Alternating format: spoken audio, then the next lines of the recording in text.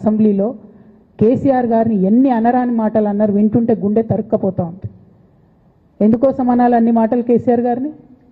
కేవలం రాజకీయ లబ్ధి పొందడానికి మాత్రమే, అంతకుమించి ఏమీ లేదు. ఇదే రేవంత్ రెడ్డి గారు అంతకుముందు ఒక టీవీ ఇంటర్వ్యూలో చెప్పారు, కేసీఆర్ గారికి పైసల మీద ఆశ లేదు, పాపం ఆయనకు మీటింగ్ పెట్టాలంటే కూడా పైసలు ఎప్పుడు కావాలంటే అప్పుడు చూస్తారు ఎక్కడున్నాయని, కానీ అప్పటిదాకా ఆలోచన కూడా చేయరని. మరి అటువంటి కేసీఆర్ గారి మీద ఇంత కుట్రపూరితంగా అభాండాలు ఎందుకు వేస్తున్నారు, వేసేటటువంటి అవకాశం ఎవరిచ్చారు అన్నది కూడా ఇవాళ బీఆర్ఎస్ పార్టీ శ్రేణులు కూడా ఆలోచన చేయాలి, తెలంగాణ ప్రజలు కూడా ఆలోచన చేయాలి. ఎందుకోసం వస్తుంది కేసీఆర్ గారికి అవినీతి మరక ఎవరి వల్ల అంటింది అలా, అది ఆలోచన చేసుకోవాలి కదా మనం కూడా.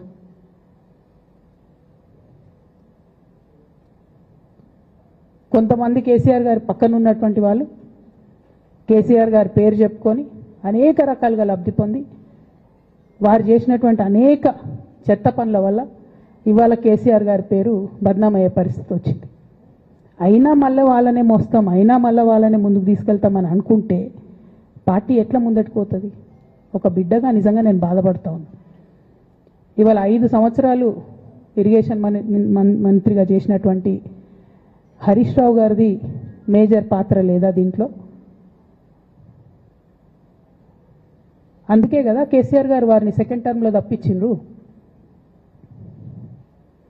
ఈ మొత్తం కాళేశ్వరం ఎపిసోడ్లో కేసీఆర్ గారికి మరక అంటిందంటే 2-3 వ్యక్తులు కారణం.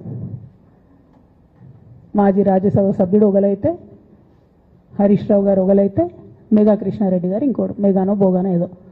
ఈ పెద్ద పెద్ద కాంట్రాక్టర్లు అందరితో కుమ్మక్కై కేసీఆర్ గారు ప్రజల కోసం ఆలోచన చేస్తే, నీళ్ళ కోసం ఆలోచన చేస్తే, వీళ్ళు సొంత వనరుల కోసం, డెవలప్మెంట్ కోసం, ఆస్తులు పెంచుకోవడం కోసం ఆలోచన చేసి ఇవాళ మీ వల్ల రేవంత్ రెడ్డి లాంటి వ్యక్తి, తెలంగాణ ఉద్యమానికి సంబంధం లేని వ్యక్తి, కేసీఆర్ గారి కాలి గోటికి సరిపోని వ్యక్తి, ఆయన నిలబడి కేసీఆర్ గారిని చెయ్యెత్తి చూపించి కేసీఆర్ గారి మీద సిబిఐ ఇవాళ నేను వేస్తా అని చెప్తున్నాడంటే కారణం ఎవరు దీనికి? నేను భరించిన, ఇదే హరీష్ రావు గారు, ఇదే సంతోష్ రావు గారు అనేక కుట్రలు చేసినా కూడా భరించిన. నా మీద ఓపెన్గా మీడియా మిత్రులందరితో రకరకాల మాటలు చెప్తే కూడా నేను భరించిన. నా పర్సనల్ అటాక్కి నేను ఎప్పుడు కూడా వాళ్ళను ఇంతవరకు పేరు పెట్టి పిలవలేదు, మాట్లాడలేదు. ఫస్ట్ టైం చెప్తున్నా నేను. ఎందుకోసం చెప్తున్నా? కేసీఆర్ గారికి ఈ వయసులో సిబిఐ ఎంక్వైరీ ఏందండి?